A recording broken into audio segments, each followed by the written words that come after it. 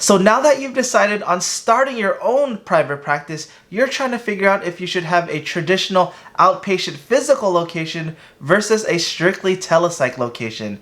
And honestly, they both have their pros and cons, but in this video, I'm going to be going over 4 things that you should consider that's going to help you make this decision. So let's go.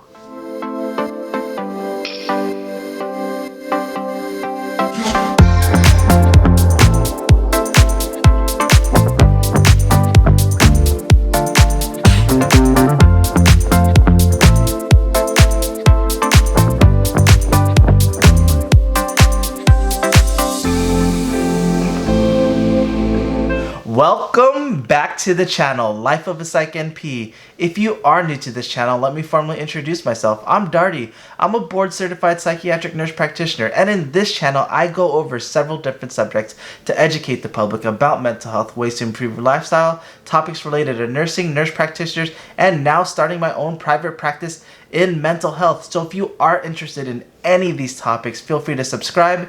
Make sure you give this video a big thumbs up and like the video because it helps me out so much. It helps keep me motivated and wanting to make more videos for you guys. And if you haven't already, follow me on Instagram at Life of a Psych NP.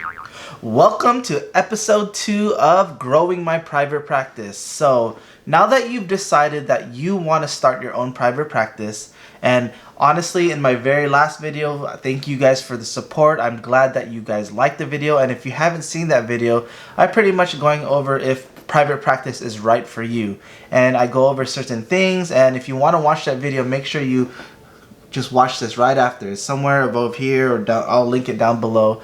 But for the most part, it just goes over if private practice is right for you and if you're right for starting your own private practice, and that kind of goes over the basis. So with episode 2, I'm going to be going over 4 things that you should consider when trying to determine whether or not you should have a physical location or if you want to have a telepsych location. And like I mentioned, there's so many pros and cons. Make sure you look up those pros and cons because I'm not going to be going over those things. I'm just going to be going over certain things that you should consider that's going to kind of help you with this decision on whether or not you should do a strictly telepsych location or a brick and mortar. Now that COVID's kind of running in, a lot of people are leaning towards telepsych, and that's totally understandable. But there's so many different things that you should consider and so many different benefits when starting a physical location that sometimes telepsych can't necessarily combat. So you always have to think about what's the best opportunity for you to provide the highest quality of care possible. And that's the reason why I wanted to make this video, just so it can kind of open your eyes in terms of choosing between the two, because some people don't want to do telepsych. They actually want the physical interaction with the patient, and some people don't even want the physical location because they want the actual do telepsych and it's more flexible. But at the end of the day, you have to determine what's right for you. And that's the reason why I wanted this to be the second episode, is because after you decide on whether or not private practice is right for you and you want to start a private practice, now it's determining what type of private practice do you want. Do you want the physical location or do you want the telepsych location? So without further ado, let's go over the 4 things that you should consider when choosing between a physical location versus a telepsych practice. So let's go. So the very first thing that you should consider when choosing between a brick and mortar practice versus a telepsych practice is cost. So cost differs largely between the two because a lot of the times with brick and mortar locations, you don't have that office. So you either have to lease the office, sublease an office space, or you're going to be actually paying for the whole building and then being able to pay for that spot. So a lot of those times the cost is going to be way larger on the brick and mortar side compared to the telepsych side. So when you're outweighing the cost, you always have to think about those things, because when you have the private or the brick and mortar practice, you're going to be thinking about furniture, you're thinking about insurances, you're thinking about utilities. You have to take those costs into consideration. Maybe even have a front desk staff, and maybe you have to pay an extra fee for the actual building. So you always have to think about those things. But when you're starting a telepsych practice, a lot of the times you can do it within your own house if you have a home office, or even if you want to just sublease and do telepsych there. But a lot of the times the cost that with actually having a brick and mortar are going to be a lot larger, because a lot of the things, if you already have a home office, you're already paying for, such as electricity, such as internet, such as maybe a phone line. You already have those things, so you always have to think about cost. If you feel like you're wanting to start your own private practice really slow, maybe it might not make sense to do the brick and mortar, because a lot of the costs are going to be so high compared to the actual just having a telepsych office.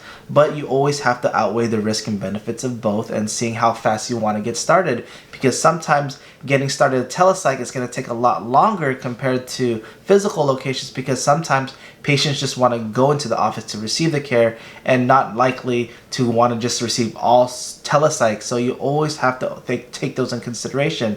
But at the end of the day, I think the very first step that you have to think about is costs associated with the brick and mortar location versus the telepsych practice. So always think about that first. So now that you further research about costs associated with starting the brick and mortar practice versus the telepsych practice, the next thing you want to consider is the quality of care being provided.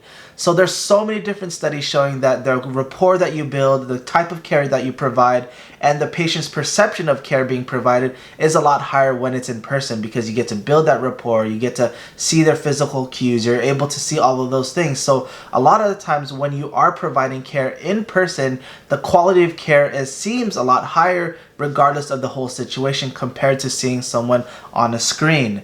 And that time, sometimes it's a little bit harder to provide that care. So that's why we always suggest that depending on the type of care that you want to provide, you always have to think about whether you're doing it in person or if you're doing it through the screen.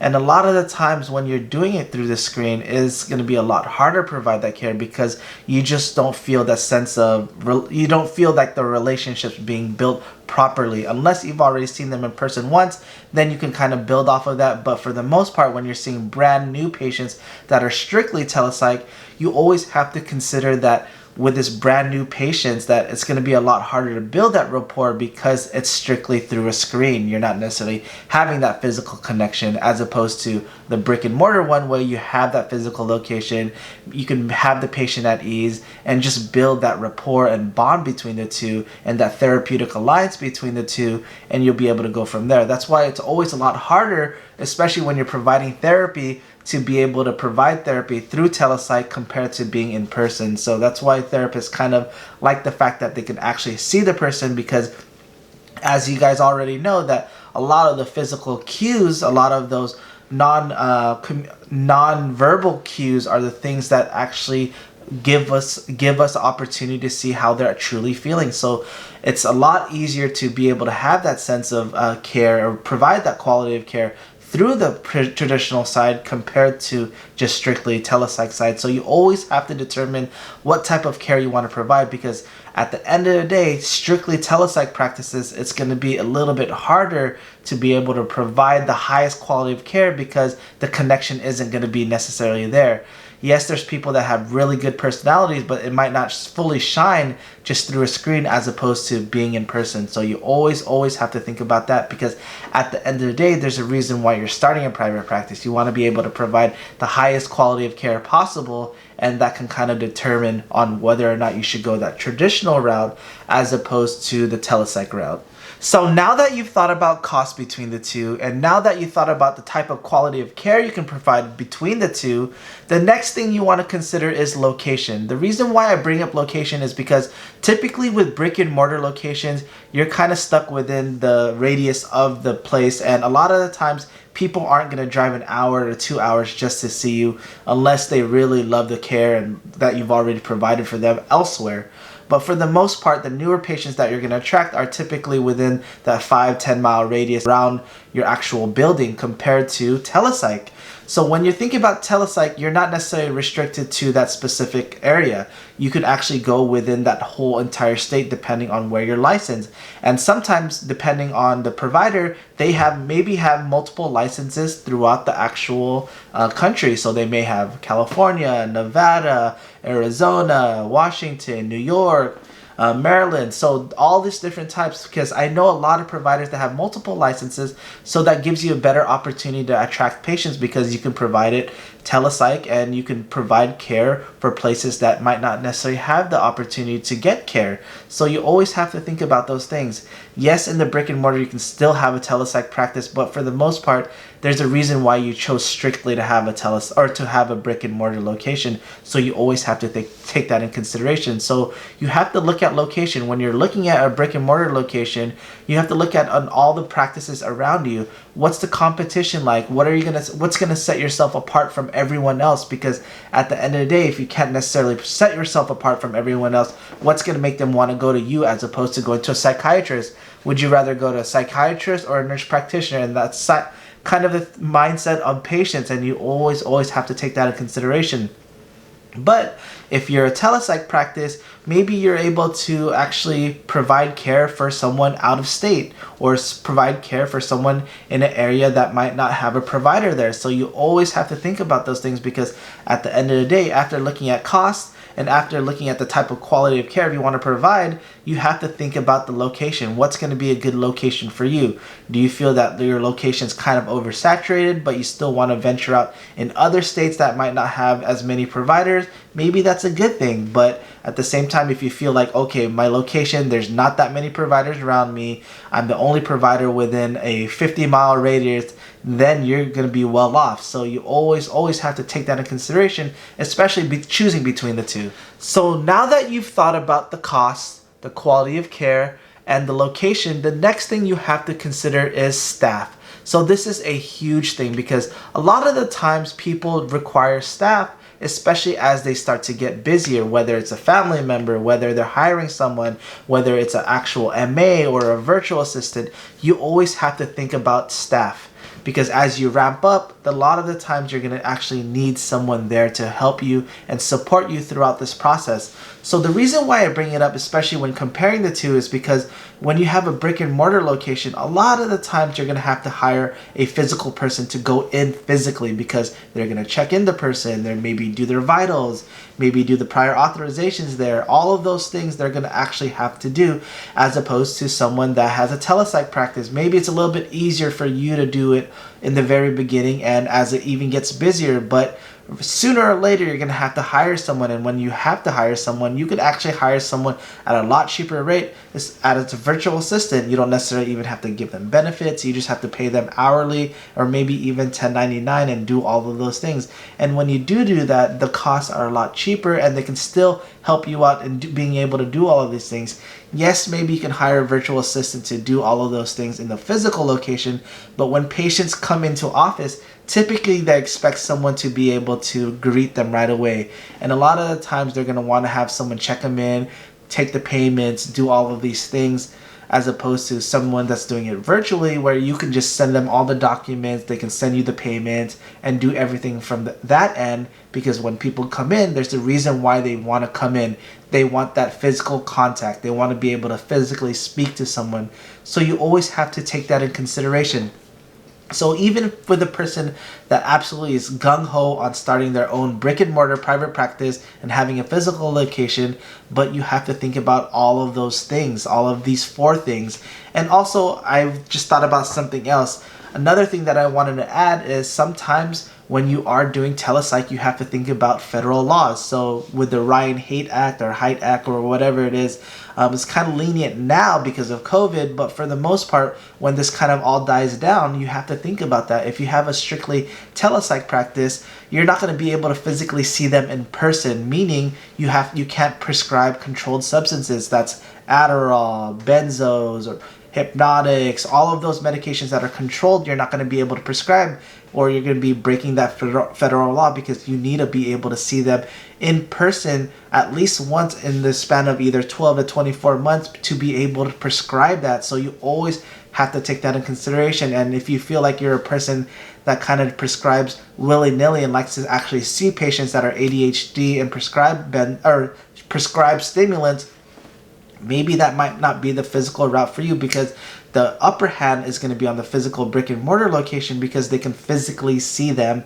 and having that face-to-face contact or evaluation or follow-up, that gives them the ability to be able to prescribe all of those things. So now that I've went over these 5 things, I know I mentioned 4 in the video, or 4 in the beginning, but the 5th one is actually really important because that kind of deters a lot of people from just doing strictly telepsych, because yes, they can kind of bridge that gap, but sometimes you might be able to need some of these controlled substances to be able to help the patient provide the highest quality of care. Obviously, there are alternatives that you can use and utilize, but at the same time, depending on the severity of their disease or disorder, that's going to be a lot harder to do. So this is really important, and I wanted to bring up these things because these are the things that I had to consider. And in the beginning, I was like, okay, I was gung-ho on starting my own telepsych practice. I was like, I'm going to do it, but at the end of the day, it was a lot harder to do depending on everything going on. And I felt that this was going to be the cheapest route, but I'm just beginning, so we don't know. I did take all of these things into consideration, but like I said, I'm in the beginning stages, so I'm doing everything myself. I'm checking them in, I'm doing all the documents, I'm scanning all their things, and I'm doing all of those things. And sometimes it just feels like I'm overwhelmed all the time, but at the other times it just feels like it's right. So you always have to take these things in consideration. And I looked at my location. I was like one of the only providers within like a 5-mile radius, and now that I'm getting all the people from that city, and that's just helping me grow a lot faster compared to everyone else. So you always have to take this in consideration, especially when choosing between the two, because people just automatically think that, oh, I'm just going to do strictly telepsych, it's going to be amazing, it's going to be great, but there's some certain cons that you have to think about. And same thing with having a brick and mortar location. This is going to be great, I'm the only provider around here, and then there's certain cons that you have to think about also. Obviously there's going to be pros between the both, but now you have to think about the cons and what's going to hold you back, and that's going to kind of help you determine what the next route is. And that's the reason why I wanted to bring up this video, is because with these 5 things that you want to consider, it's going to help open your mind and determine, okay, this is the route I want to take, and then kind of move forward in the process of growing your private practice, or even determining if you want to start your own private practice. Well guys, I feel like I'm rambling now that I've kind of gone through all of these things. I figured I'm gonna end here. I hope you guys enjoyed this video.